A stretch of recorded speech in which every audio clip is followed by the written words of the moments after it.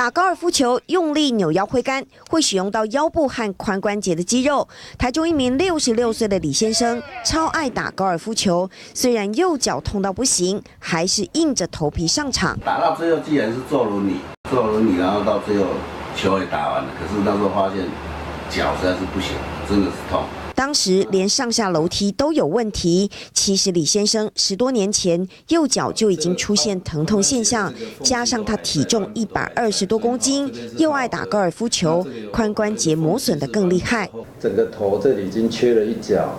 缺了一角以后又塌陷下来，那卡在一起之后，你要走路就是走一步痛一步。医生透过机器人手臂为他进行关节置换术，精准度跟传统医师用肉眼去判断髋关节置放的位置要好很多，不容易脱臼，而且它的稳定度很好，走起来会比较自然，然后会觉得好像关节是跟自己原来的比较接近的感觉。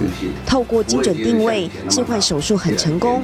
李先生1天就可以下床，经过半年复健，重新站上他最爱的高尔夫球场。大爱新闻郑君蔡玉凯台中报道。